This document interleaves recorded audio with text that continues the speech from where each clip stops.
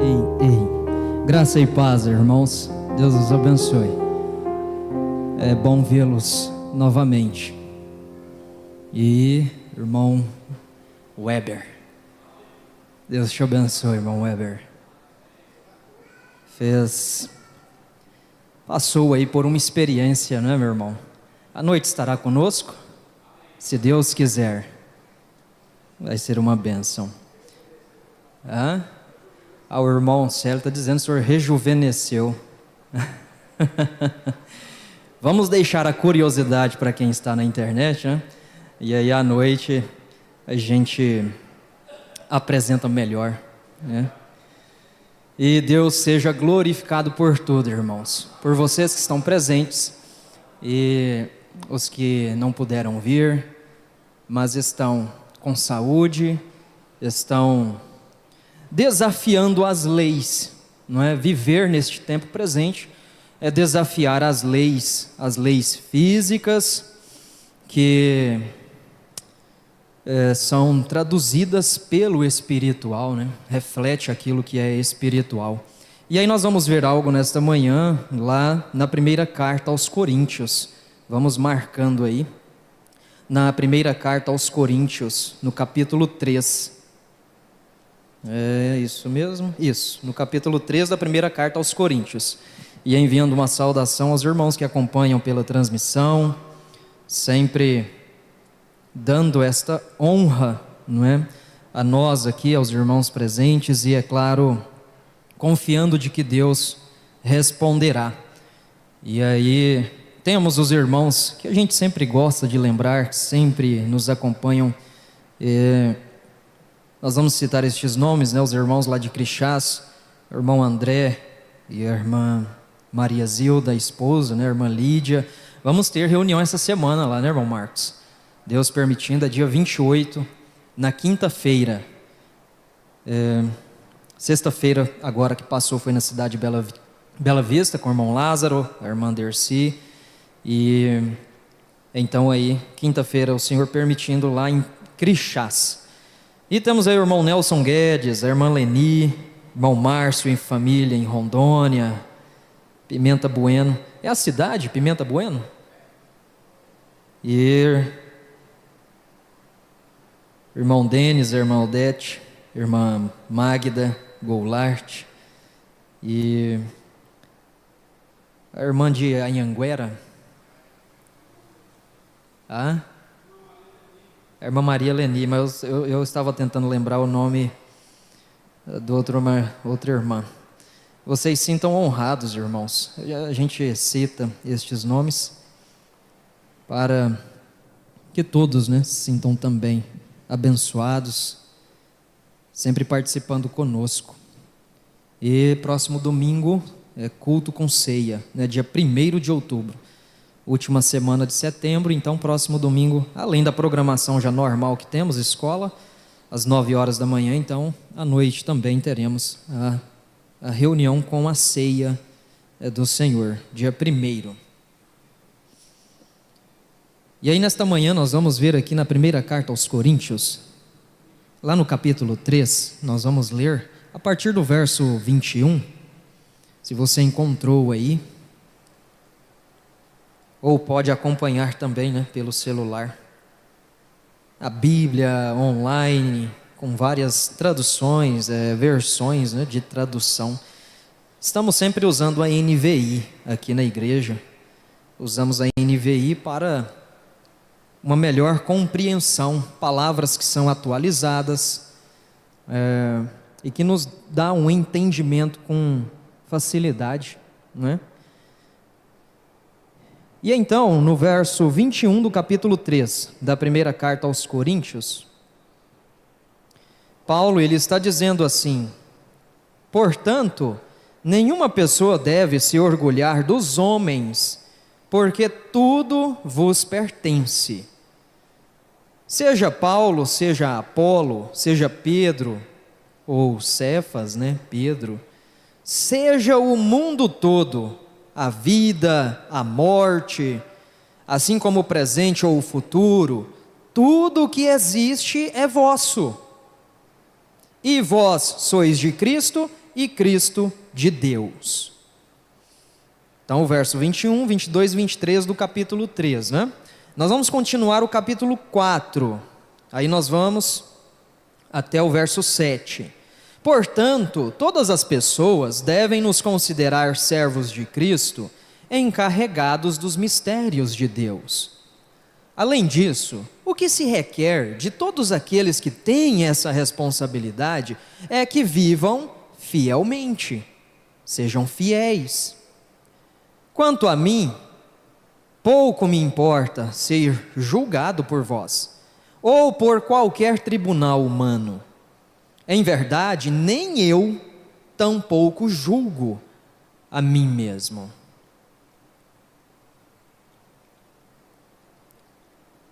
A mim mesmo, verso 4, né? Portanto, ainda que esteja consciente de que nada há contra mim, nem por isso me justifico, pois quem julga é o Senhor. Assim, nada julgueis antes da hora devida, aguardai até que venha o Senhor, o qual não somente trará à luz o que está em oculto nas trevas, mas igualmente manifestará as intenções dos corações. Então, nesse momento, cada pessoa receberá de Deus a sua recompensa, a sua aprovação, né? Verso 6. Irmãos, apliquei estas coisas a mim e a Apolo por amor a vocês, para que aprendam de nós o que significa não ultrapassem o que está escrito. Assim, ninguém se orgulhe a favor de um homem em detrimento de outro. E o último verso, né, o 7. Pois quem torna você diferente de qualquer outra pessoa? O que você tem que não tenha recebido? E se o recebeu, por que se orgulha? Como se assim não fosse. Amém, eterno Deus. Quão bom, Senhor, e maravilhoso é ler a Tua palavra. E ler, Senhor, no Espírito que foi escrito, clamando para que este Espírito esteja conosco, esteja em nosso coração, para que assim possamos entender verdadeiramente o que estas coisas querem dizer para nós. Nós cremos, Senhor, que tudo que foi escrito, tudo que aconteceu, tudo que está na história, foi deixado para nosso exemplo, para nos ensinar.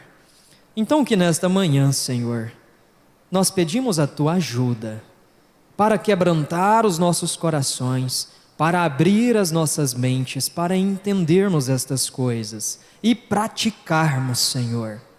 Não queremos sair daqui como se estivéssemos cumprindo uma lista de presença, mas nós queremos aprender de Ti, nós queremos ouvir de Ti, Senhor.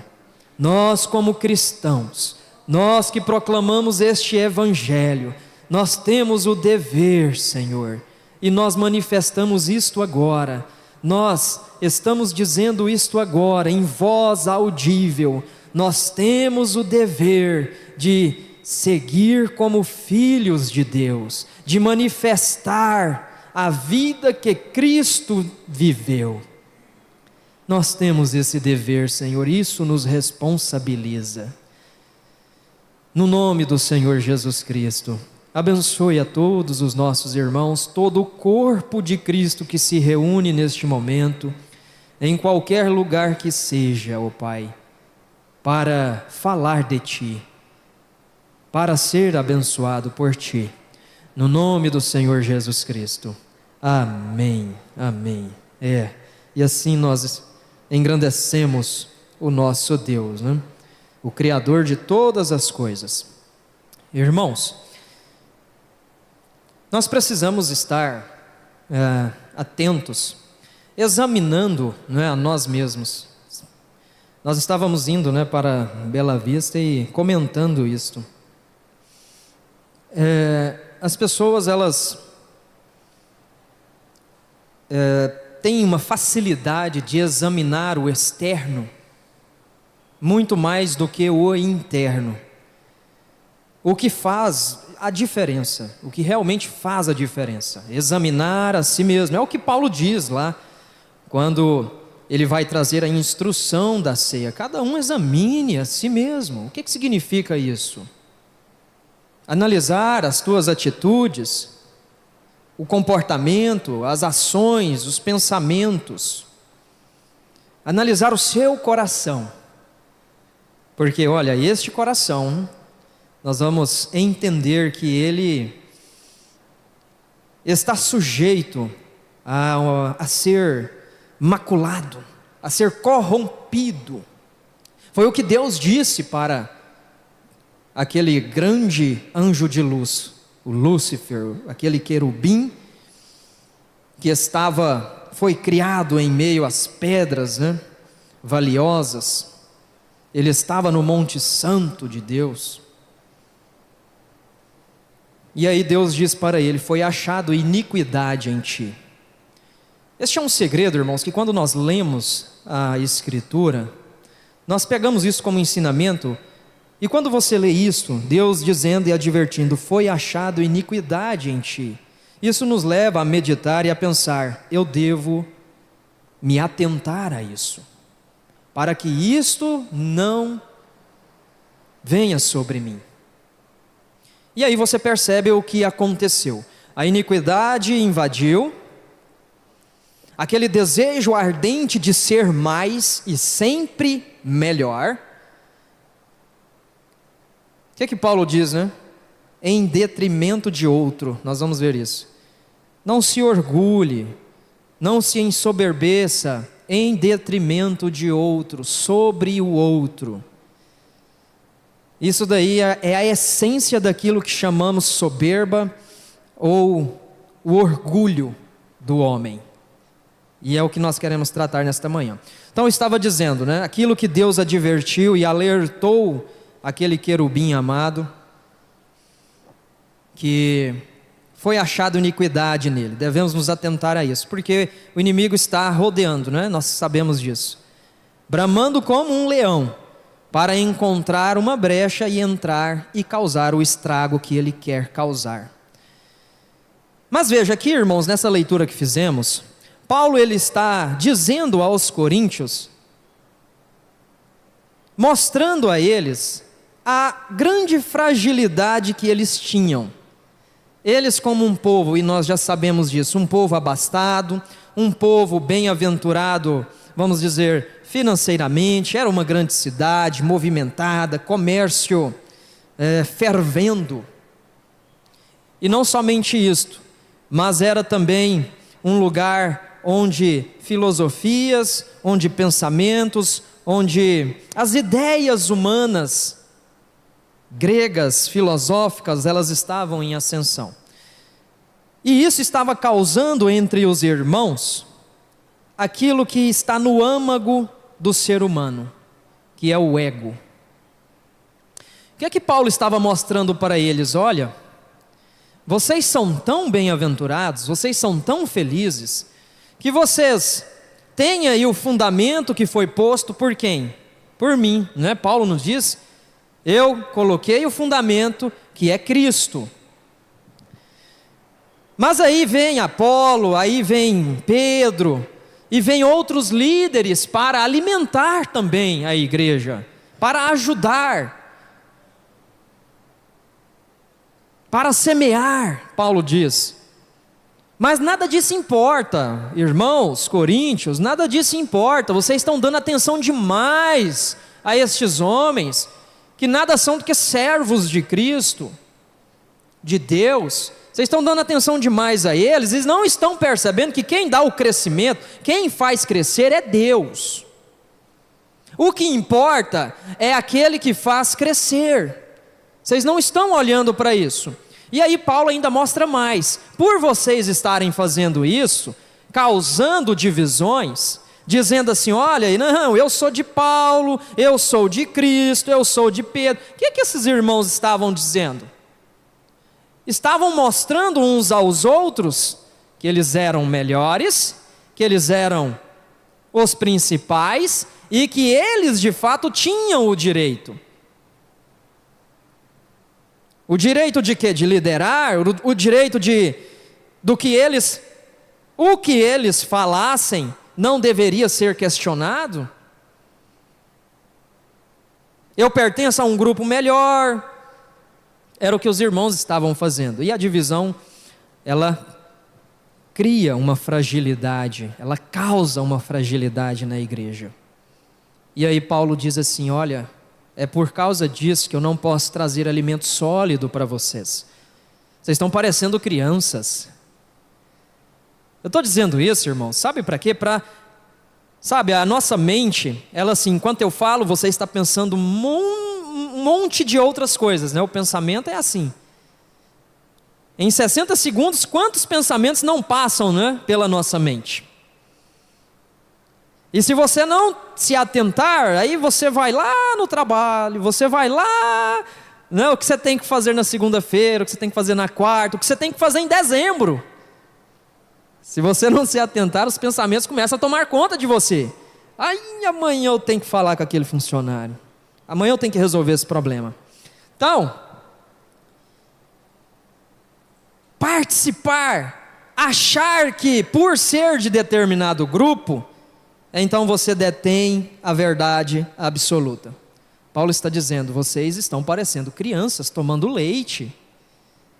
E aí eu tenho aqui um alimento sólido e eu não posso trazer, porque se eu trouxer isso para vocês, que confusão que vai ser, porque vocês não vão entender. Então nós precisamos cuidar dessas coisas para crescer. Não só materialmente, mas ter consciência madura. Ter consciência amadurecida para tratarmos de coisas sólidas. É o que ele diz lá no início, né, do capítulo 3. Bem, mas irmãos, nós vamos perceber que por 2 momentos aqui, Paulo diz assim: olha, não se gloriem, não se orgulhem dos homens, é o verso 21. E quando vai lá no verso 6, não se encha de orgulho a favor de um contra o outro.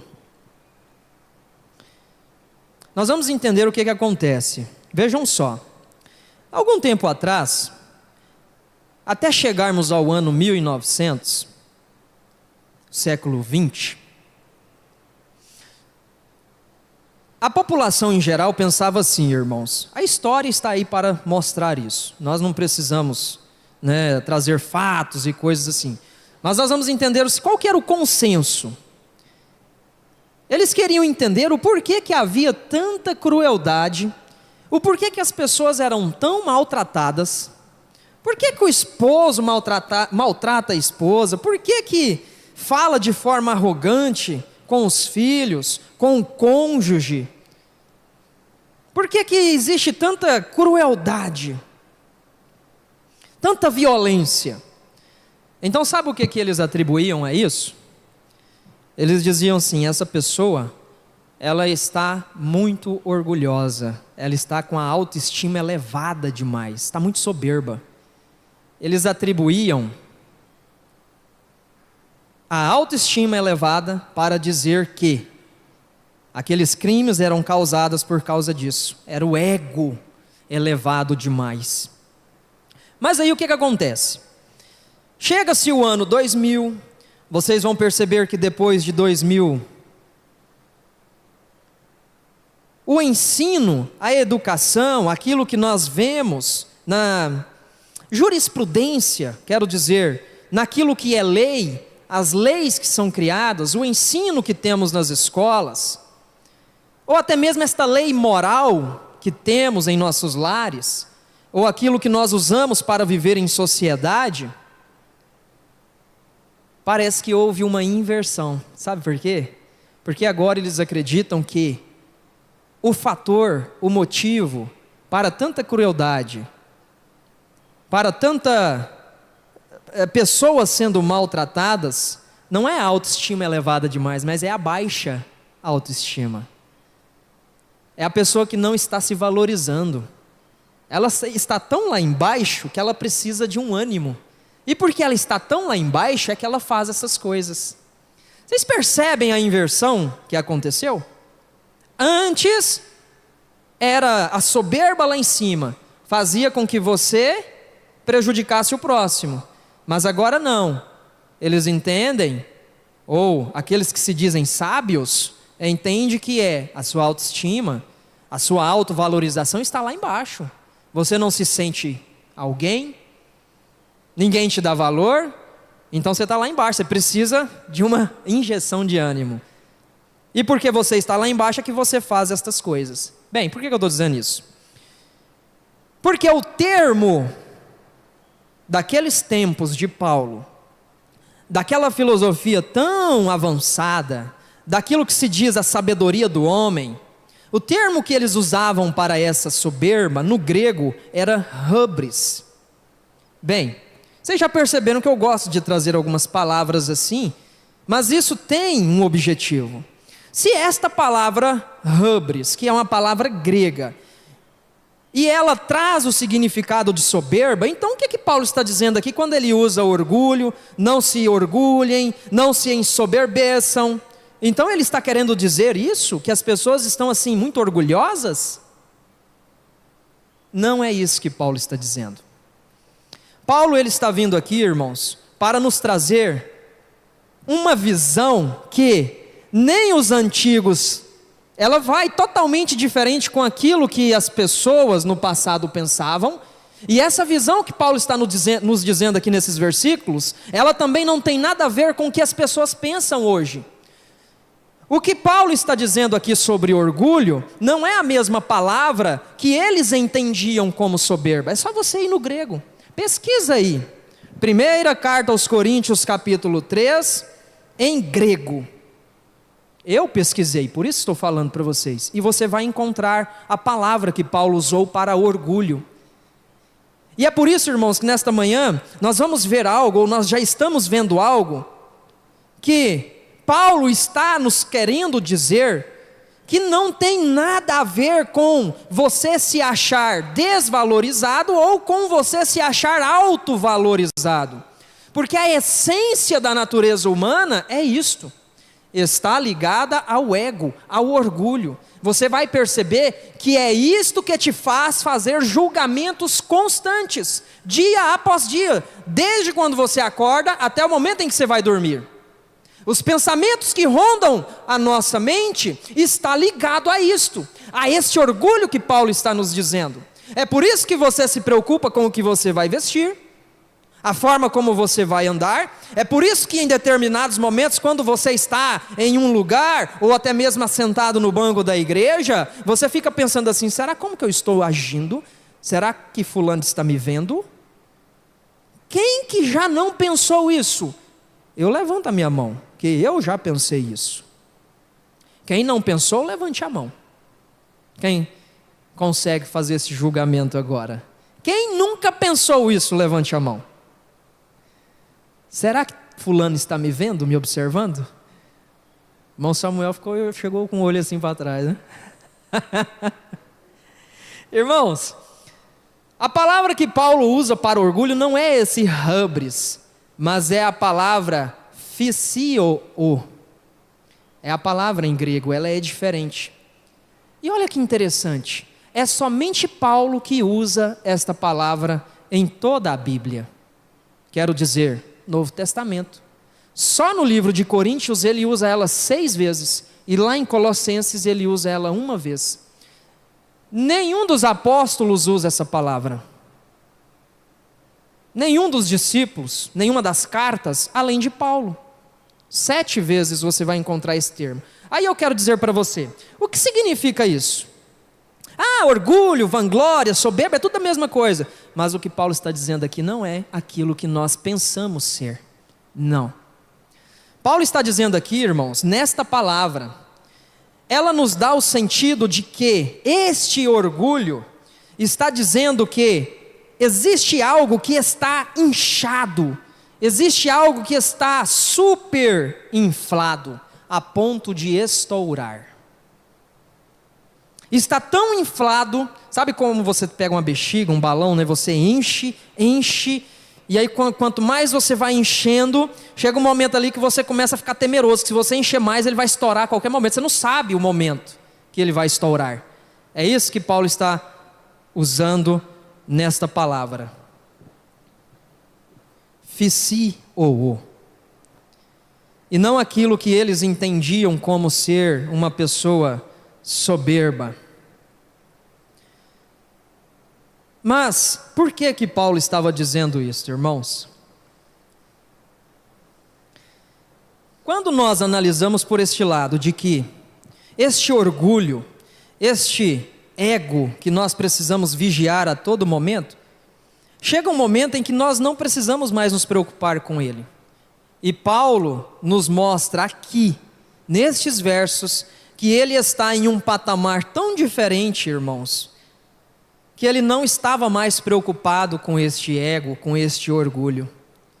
Nós vamos ver o porquê que nós vemos isso em Paulo. Ele não estava mais preocupado com isso. E quais são as atitudes? O que eu preciso fazer? O que é que faz que eu chegue neste nível? Que nível? De dizer como Paulo disse: eu não me importo com o que vocês pensam de mim. E tem mais, nem eu importo com o que eu penso sobre mim. Aí está o segredo. Eu não me importo com o que vocês pensam, e nem mesmo com o que eu penso de mim. Aí agora você vai fazer uma autoanálise e pensar assim: será que eu estou nesse nível de não me importar com o que as pessoas pensam ou dizem de mim? E outra, nem me importar com o que eu mesmo penso de mim? Será que eu estou nesse nível? Por que eu preciso chegar nesse ponto, irmãos? Porque nós vamos perceber algo tão profundo que vai nos elevar a um ponto que vai contra tudo aquilo que nós imaginávamos saber sobre o que andam dizendo aí. Porque, deixa eu dizer uma coisa, antigamente quando as pessoas, irmão, achavam que a soberba elevada, a autovalorização acima de tudo, fazia com que a pessoa praticasse coisas ruins contra as outras, sabe o que acontecia? Aquela pessoa era repreendida, era advertida, alertada sobre o que poderia acontecer com ela por ela agir daquela forma. Vocês acham que hoje em dia isso acontece? É muito mais fácil eu repreender uma pessoa que se sente egoísta, orgulhosa demais, ou é mais fácil eu dizer que ela está com uma autoestima lá embaixo, e eu ter que ensinar ela a ter uma valorização, a ter uma autoestima elevada? O que é mais fácil? Eu repreender ela porque ela fez algo errado, ou eu dizer a ela que ela precisa se animar mais? O que é mais fácil? A primeira ou a segunda opção? O que é mais fácil? Vocês acham mais fácil repreender uma pessoa? Hã?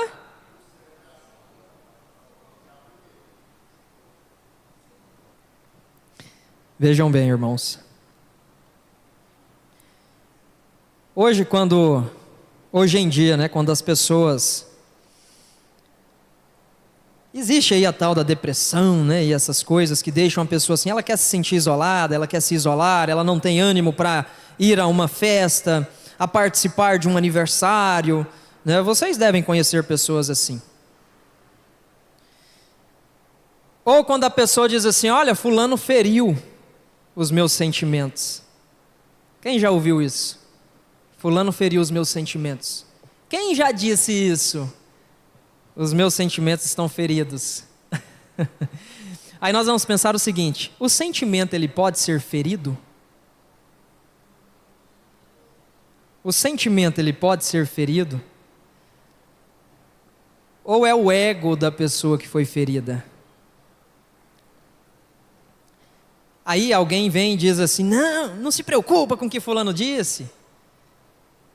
Você tem que se importar com o que você pensa sobre você. Você tem a sua regra de vida. Siga aquilo que você desejou em seu coração. Siga o seu coração. Não se importe com o que o outro diz, com o que o outro pensa sobre você.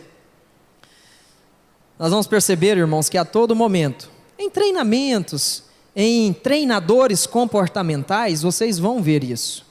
Estão sempre tentando elevar a sua autoestima, a sua valorização. E sabe qual que é o perigo disso? É que você sempre está tentando colocar valor naquilo que você faz. Olha quantas realizações você fez na vida, quanta coisa você já fez, olha o que você já realizou, o que você já conquistou. Vocês estão conseguindo assimilar?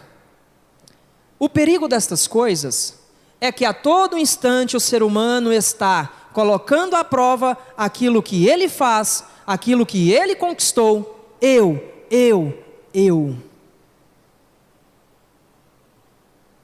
É isso que nós vamos perceber que Paulo está dizendo.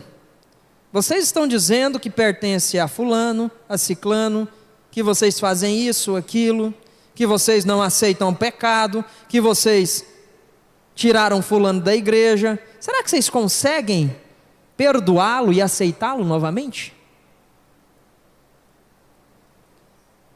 Será que nós conseguimos tirar a visão, o olhar de nós um pouco? Porque este ego que Paulo está dizendo, este orgulho, irmãos, ele é vazio.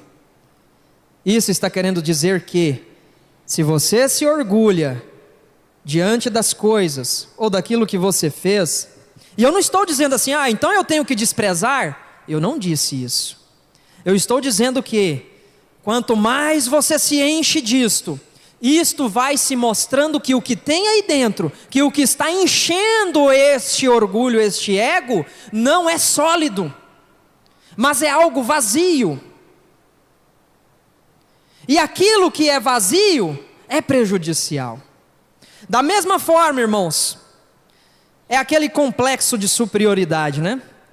Vocês vão perceber que o complexo de superioridade e o complexo de inferioridade, ele em sua essência é a mesma coisa. Por quê? Quando a pessoa se sente tão inferior, significa que em algum momento de sua vida, em algum momento da sua vida, ela esteve aonde? Lá em cima. Ela se sentiu muito superior. Ela estava tão cheia e vazia, tão inflada, que é o que Paulo está dizendo, tão inflada, que chegou um momento que ela estourou. E aí ficou aquela coisa flácida. Ela se sente lá embaixo. Então, por essência, quer dizer a mesma coisa. Nós não devemos ser nenhum e não devemos ser nenhum outro. E como que é isso? O que significa isso? Nós podemos agir de uma forma que não seja assim? Paulo já está nos dizendo, e eu acho que vocês já perceberam. Qual é o segredo que Paulo vem mostrar para nós? Ele já nos diz aqui. Aqueles irmãos estavam tão preocupados com isto, que Paulo teve que gastar um tempo para escrever e instruir sobre isso, irmãos. Que se eles continuassem nessa caminhada, mas hoje não acontece isso, nós não temos divisões. Literalmente podemos dizer que não temos em nosso meio, mas e no meio evangélico? E no corpo de Cristo? Vamos abrir as nossas mentes? Será que no corpo de Cristo isso acontece? Divisões e grupos e lideranças se exaltando, se vangloriando, uma não por si mesma, mas porque o povo provoca isso. E aí você percebe que a liderança está tão fragilizada, este ego tão inflado e vazio, e ao mesmo tempo dolorido. Nós vamos perceber, irmãos, que o nosso ego, aquilo que está na essência da natureza humana, sabe a criança quando nasce? Ela aprende a dizer assim, é meu. Quem já ouviu isso de uma criança? É meu. Quem ensinou isso para a criança? Esse brinquedo é meu, a boneca é minha. Meu, é meu. Quem ensinou isso a ela? Paulo está mostrando para nós que este ego super inflado, este orgulho, ele além de ser vazio, ele é dolorido, ele dói. É por isso que as pessoas dizem, feriu os meus sentimentos. Não foi os sentimentos, foi o ego dela. Foi o que ela estava pensando de si mesma, que se chocou com o que a outra pessoa disse. Este ego dolorido, ele está sempre chamando a atenção para si, quando na verdade, irmãos, nós temos que tratar ele, sabe como? Vocês vão perceber isso. O seu corpo, ele é composto por membros e cada membro exerce a sua função. Quando você anda, você sente dor quando você está andando? Você sente dor quando você anda? Não estou dizendo aquele que já tem um problema identificado. Não estou dizendo isso. Mas o fato de você andar, o fato de os seus dedos mindinhos, os dedos dos pés, ao exercerem aquela função de andar, ele provoca dor? E aí, o que vocês acham? Não estou dizendo a pessoa que já tem um problema diagnosticado e realmente aquilo provoca dor, não estou dizendo disso. Estou falando da função natural dos pés. Se caminhar muito, exatamente. Então é uma ação exagerada que vai provocar isso, né? Muito bem. Mas estou dizendo o seguinte, o fato de você andar, você está a todo tempo pensando nos dedos dos pés quando você anda? Eles estão chamando a sua atenção? Os cotovelos do seu braço, quando você anda, está movimentando, os cotovelos chamam a sua atenção? E por que o ego a todo tempo está chamando a atenção para si? Por que em todo momento nós estamos pensando coisas do tipo, eu sou bom nisso, eu sou melhor do que fulano nisso? Por que é mais fácil nós... Olha, irmãos, é isto que nós precisamos ter maturidade, porque não adianta nós negarmos estas coisas, porque o dia chegará em que aquilo que esteve oculto será manifesto à luz, e Deus, o Pai, é que vai fazer isso. Eu vou dizer aqui, e você pode dizer, não, mas eu nunca fiz isso, não, isso não acontece, tudo bem. É por isso que o dia do julgamento do Senhor há de acontecer para todos. Vocês perguntam assim, bom, eu fui salvo, eu creio em Jesus, por que eu tenho que comparecer diante de Deus em um julgamento algum dia? Alguém já se perguntou isso? Se eu já fui salvo através da obra consumada na cruz, por Cristo, o Filho de Deus, e todo aquele que crer no que Cristo fez, já está salvo. Paulo não ensina isso para Cornélio não, lá na prisão, para aquele guarda, centurião lá. Creia tu e a tua casa em Jesus e será salvo. Creia em Jesus, será salvo, tu e tua casa, tua família, não é? Então, por que eu tenho que comparecer? Deixa eu te dizer uma coisa, esse julgamento, isto que vai acontecer naquele dia, não é para salvar, mas é para mostrar a todos aqueles que foram salvos. Você consegue dizer quem está passando na rua se ele é salvo ou perdido? Quem consegue dizer isso? Quem tem essa sabedoria, esse discernimento para dizer assim, olha, aquele ali está perdido, aquele ali está salvo. Se bem que tem uns grupos aí que ousam fazer isso, né? Se você não crê como eu creio, você está perdido. Se você não seguir isso daqui, você está perdido. Não, tem a Bíblia aqui, mas sem esse complemento aqui, se você não crer, você está perdido. É lago de enxofre. Então, irmãos, nós não conseguimos dizer, fulano está salvo, não, esse está perdido. Não é assim, mas esse dia de julgamento, Deus vai mostrar à luz aquilo que estava escondido, e Deus vai mostrar para todo mundo, todos os que vão comparecer, Deus vai dizer, esses aqui são os salvos, e nós veremos isso, irmãos, nós veremos isso. Então é para isso que existe esse dia. Tá, então nós vamos voltar. O porquê? Por que a todo um tempo, em todo instante, isso está chamando a nossa atenção? Quando nós devemos tratar, irmãos, este orgulho, este ego, deve ser como este membro que não te chama a atenção. Ele de fato não chamava a atenção de Paulo, é por isso que Paulo podia dizer assim: olha, eu não me importo.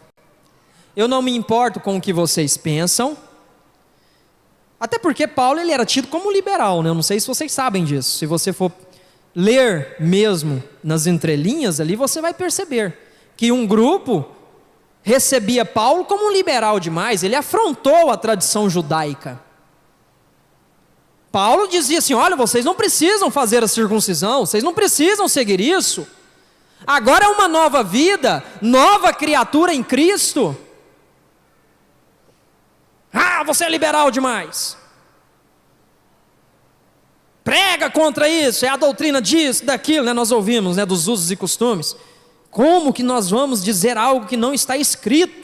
Se a base da nossa fé é a Bíblia, é aquilo que está na palavra de Deus. Como que nós vamos ensinar algo, irmãos, que se nós vermos na história, foi criado através de um evento no ano tal?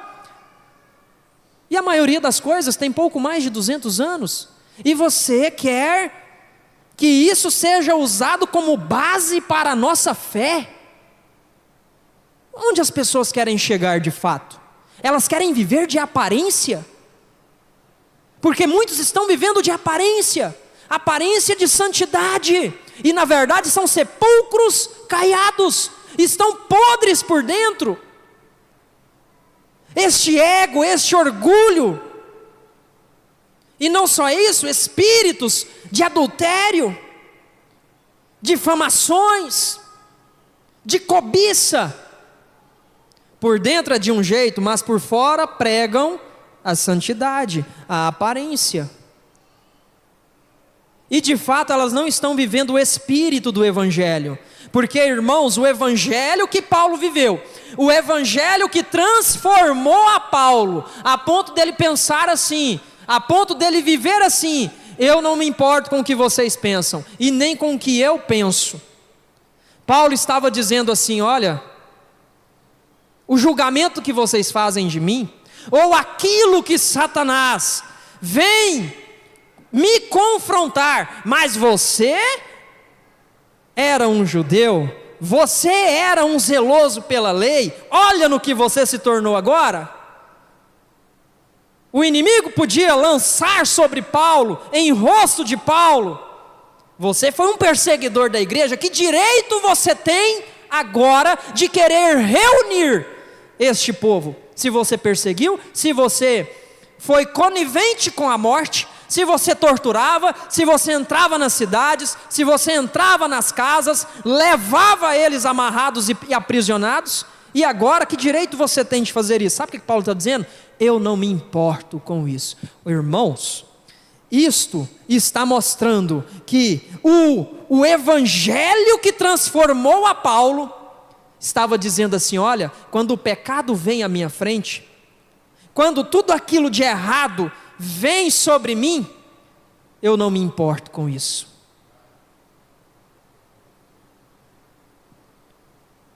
Agora você vai entender. O ego, o orgulho, inflado, vazio, dolorido, atarefado, porque a todo tempo ele quer assim: eu sou o melhor, eu fiz isso melhor. Nunca fica contente com a felicidade do outro. É por isso que eu disse: você pode dizer que isso não acontece, mas naquele dia as coisas ocultas serão mostradas à luz. Nós com facilidade nos alegramos muito mais com a tristeza do outro do que com a felicidade dele. Se você participa de uma competição, se você propõe, estabelece metas, vamos dizer assim, você está numa natação, né, para a gente entender melhor. Se você não chega em primeiro lugar, é muito, mas muito difícil você se alegrar com o seu concorrente que chegou em primeiro lugar. Quase nunca isso acontece. E eu não estou generalizando, porque existem pessoas que de fato se alegram com aqueles que conquistam, com aqueles que vencem. Existe, irmãos, mas na grande maioria, aquilo que está alastrado na população é esse sentimento de não se alegrar com a alegria, com a conquista do outro. Você não está satisfeito. Este orgulho, este ego, ele nunca se sacia, ele sempre quer mais. Nas palavras de uma grande artista, vocês vão saber quem é. Ela já partiu, Madonna. Ela chegou a dizer em uma entrevista assim, ela confessou em uma entrevista, irmãos, ela foi uma grande artista, como profissional, ela tinha vários dons, basta você ver a biografia. Tinha vários talentos, muito difícil. Eu digo isso, né? Fazer o que um artista, não estou dizendo assim, não vou julgar, trazer juízo de valor, mas estou falando como profissional. É isso que eu estou dizendo. Uma pessoa talentosa, mas ela chegou a dizer assim, olha, o que me motiva, isso está numa revista, Vogue, a entrevista dela. O que me motiva a viver é o temor de ser medíocre.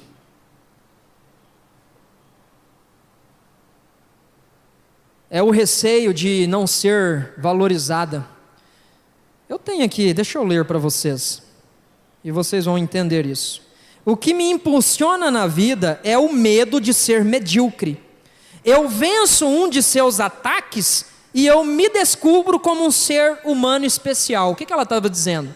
Eu tenho tanto medo de estar lá embaixo, que quando eu conquisto, quando eu venço esse ataque da mediocridade, eu me sinto um ser humano especial.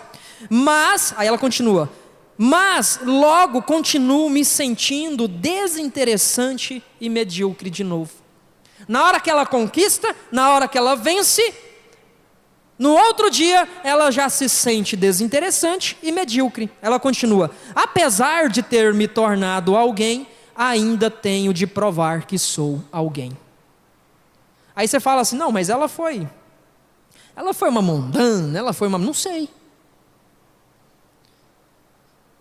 Mas o que ela disse, irmãos, traz um nível de consciência que a maioria de nós ainda não alcançamos. Você pode pensar que ela é neurótica, está falando coisa com coisa, ou coisa sem coisa. Mas se você for perceber, ela conhece, nessa frase, nessa expressão, ela está dizendo que ela se conhece tão bem, que a maioria não se conhece. Ela chegou a esse nível de reconhecimento, que ela nunca está satisfeita. Ela precisa sempre estar à frente, sempre alimentando este vazio, sempre chamando a atenção para não se sentir desvalorizada. Aquilo nunca está preenchido. O que é que Paulo estava dizendo para os irmãos? Não se orgulhem dos homens, não se orgulhe em detrimento do outro. Irmãos, nós vamos entender o seguinte, a questão de se orgulhar, não é assim, eu estou satisfeito com o que eu fiz, com o que eu tenho, com o que eu sou. Não é isso, mas esse orgulho aqui, sabe o que é? O que eu fiz mais do que o outro? O que eu tenho mais do que o outro?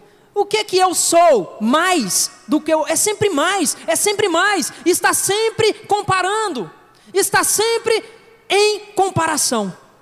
Este é o problema, é sempre ser mais, é sempre pensar em si, em comparação com o outro.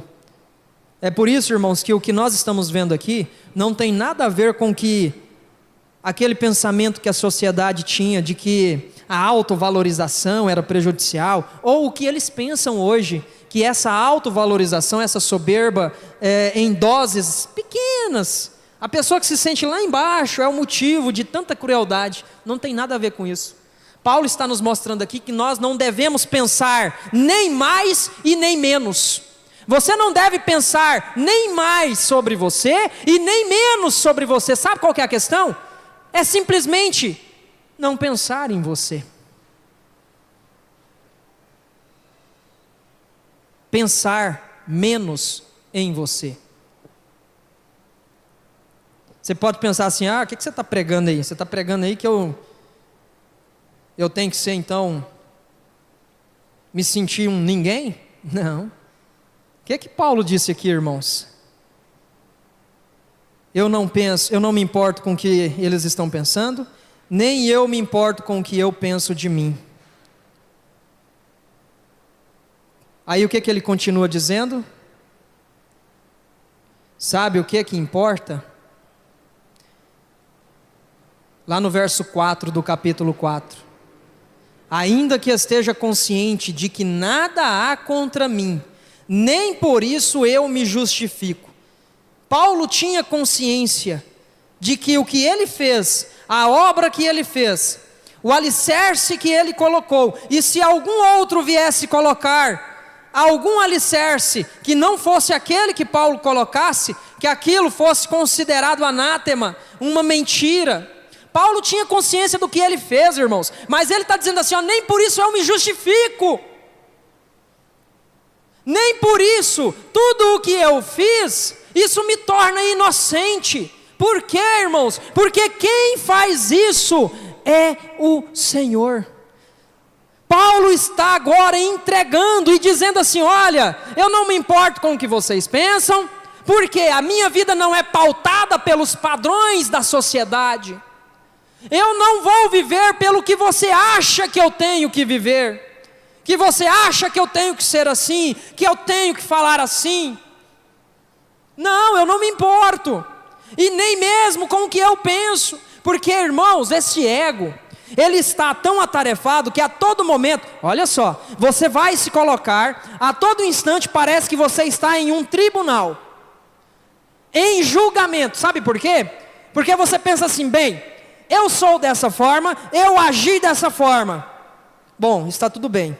Aí você se sente lá em cima, né? Parece que nesse dia você venceu o julgamento. No outro dia você está lá embaixo, você pensa assim, nossa, mas eu falei isso, eu fiz aquilo, não deveria ter agido assim. Percebem que a todo momento você está se julgando? Você está colocando em prova aquilo que você falou, fez, viveu?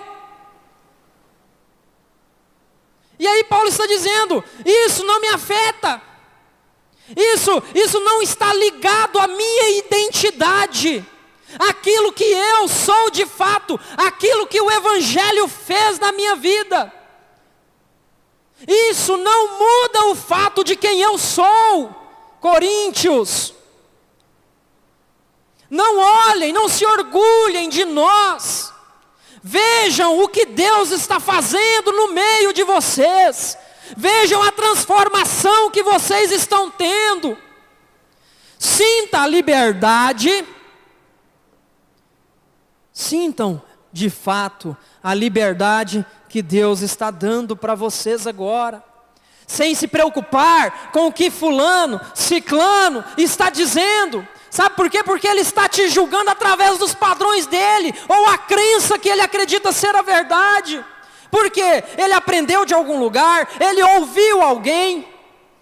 Paulo está dizendo assim, tudo bem, não, eu não me importo com isso, e nem eu mesmo com o que eu penso de mim, mas quem julga é o Senhor, está nas mãos dele.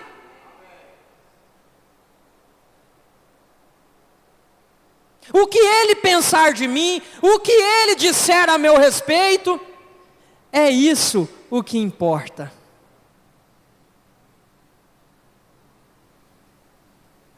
Será, irmãos, será que isso não é isso não é nenhum idealismo que eu vou dizer? Não é assim um ideal que nós imaginamos que pode acontecer nessa vida, não. Mas não seria tão bom, irmãos, nós aproveitarmos tudo o que nós fazemos, a jornada, é o processo, não é o resultado em si, mas é o processo, sabe? Você não fica contente em chegar em primeiro lugar, mas fica contente porque alguém chegou em primeiro lugar. É você ficar feliz porque alguém conseguiu, alguém conquistou.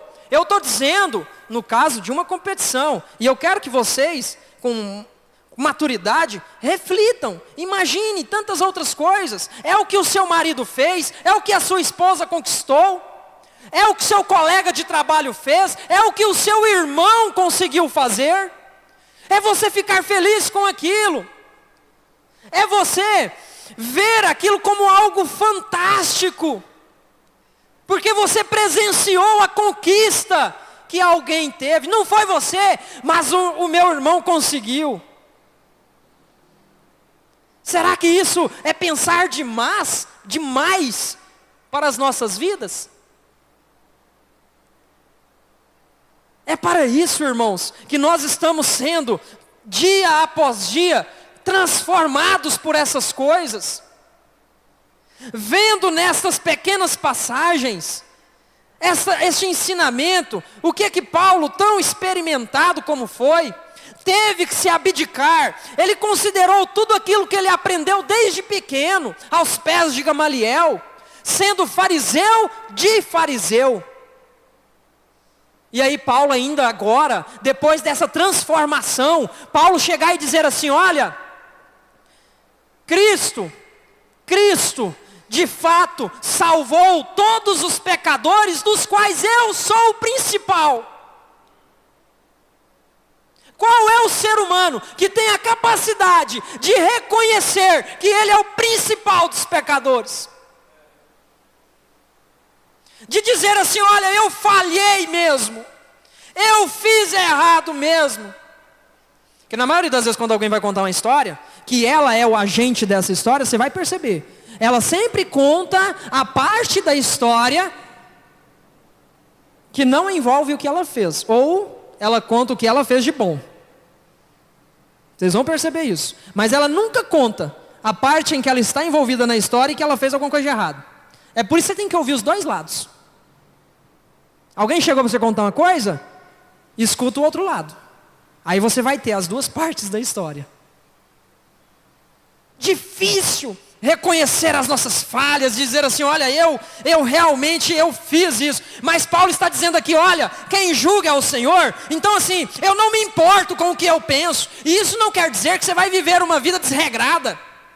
Bom, tudo bem, se eu não me importo, então eu vou agir conforme, né? Libertinagem. Não é isso. Mas é você viver de fato esta transformação que Paulo nos mostra. E dizer assim: olha, cada pessoa receberá de Deus a sua recompensa. O que importa realmente é o que o Senhor pensa de mim, porque quem julga é Ele. A principal pessoa, a opinião mais importante que nós devemos considerar é a de Cristo, é a do Senhor. O que foi que Ele disse para nós? O que foi que Ele disse para Jesus, seu Filho? Ele não disse assim: filho meu em quem me comprazo? Quem se lembra disso? Em quem me comprazo? Se vocês acharem essa referência aí, veja se vocês encontram aí. Filho meu, em quem me comprazo? Quem que encontra aí? Vamos ver. E se você sabe, digita aí no chat. Digita aí no chat. Vamos ver se eu encontro aqui. Hã? Isso, exatamente, naquele episódio. 3:17? Cadê? Vamos pegar aqui? Deixa eu ler isso para vocês, porque nós vamos encerrar com isso. 3. Então foi quando Jesus se apresentou ali para ser lavado nas águas, né? E aí, aquela voz. 17, irmão? Em seguida, Mateus 3:17. Em seguida, uma voz dos céus disse: Filho, este é meu filho amado, em quem muito me agrado. Deixa eu te dizer uma coisa. Esta é a opinião mais importante que nós devemos considerar em nossas vidas. Eu não estou dizendo, irmãos, esta pregação não é para que você despreze o próximo, mas é para que você viva o processo, viva esta jornada em consideração com o seu próximo. É estando alegre quando ele está alegre, é se entristecendo com a tristeza dele, compadecendo, mas nunca deixando com que este orgulho, este ego diga assim para você: nossa, fulano está pior do que eu estou melhor. Nunca, não deixe que isso aconteça, mas sempre pense nisto: este é meu filho amado em quem muito me agrada. Sabe por quê? Porque todo aquele que crê em Jesus Cristo como Filho de Deus, crê de fato em Jesus Cristo como Filho de Deus, o que Deus faz? Ele atribui toda a obra perfeita de Cristo em você. Tudo aquilo que Cristo fez, substitui agora aquela criatura que você era. É por isso que nós recebemos também o que Deus fala: este é meu filho amado em quem muito me agrado. Foi um sacrifício substitutivo. E quando nós cremos em Cristo Jesus, Deus nos olha através do que Cristo fez. Irmãos, esse é o veredito. Paulo estava dizendo assim: olha, eu não me importo com o que vocês pensam, nem o que acontece em qualquer tribunal de homem. Os coríntios não faziam tribunais, os irmãos. Por que Paulo estava dizendo nem em qualquer tribunal? É porque de fato esta metáfora, este julgamento em que nós nos colocamos dia após dia: será que eu estou bem? Será que eu fiz isso? Será que fulano está me vendo assim? Será que está pensando cerca de mim? Esse tribunal em que nós nos colocamos, irmãos, esse julgamento que nós fazemos a todo instante, Paulo está dizendo assim: olha, isso acabou. Quem julga é o Senhor, e Ele já fez o julgamento. Não existe mais processo em tribunais. Eu não preciso estar constantemente me condenando ou me justificando. O que importa é o que Ele pensa de mim. Isso é manter o ego, o orgulho no lugar em que ele deve estar. Sabe onde? Sem chamar a tua atenção. É como os dedinhos do pé que você vai caminhando e ele não chama a tua atenção. É isso, para ficar mais fácil de entender. Este orgulho não deve estar atarefado, não deve estar dolorido, não deve ser vazio, como nós pudermos ver. Eterno Deus, nós te agradecemos, Senhor, porque Tu és bom, cheio de bondade e misericórdia. Que este dia, Senhor, seja uma bênção para nós, os Teus filhos, e que em tudo que fizermos, nós possamos Te dar graças, nós possamos lembrar que o Senhor é maravilhoso, que o Senhor é benigno, o Senhor é forte e realiza o impossível em nossas vidas. De fato, Senhor, nós somos limitados, mas quando temos o Senhor, quando estamos com o Senhor, nada é impossível. Nada é impossível. Se nós precisamos ser transformados, Senhor, nós cremos que isto pode acontecer. E nós cremos nisto. No nome do Senhor Jesus Cristo, que possamos nos encontrar novamente, Senhor. É o nosso desejo. É nos ajuntar como irmãos, como família. É nos alegrar uns com os outros. É dar uma palavra de consolo, de ânimo, consolando uns aos outros com estas coisas. É tendo equilíbrio, é sendo alimentados com este alimento sólido. Por isso te damos graças, ó Deus. Nós bendizemos o Teu nome. No nome do Senhor Jesus Cristo. Amém, amém. Deus vos abençoe. E logo mais às 18h30, nós estaremos juntos novamente, o Senhor permitindo. e abençoando também a viagem, né, dos nossos irmãos, pastor Júnior e a família, para estar conosco à noite, e todos os outros, né, que forem viajar, tudo que vocês forem fazer. E deixar aqui os avisos, né? Sim, é uma informação que eu dei aqui. Ei, som. A informação que eu dei aqui, né, da artista que está viva, né, a Madonna. Vamos só corrigir isso daí. Me deixaram aqui, né, trouxeram. Mas é isso. Estão examinando aí, né, irmão Marquinhos? Tá de olho, ó. Graças a Deus. Eu fico tão satisfeito, irmãos. Já despedindo, né? Eu fico tão satisfeito. Isso prova, isso mostra.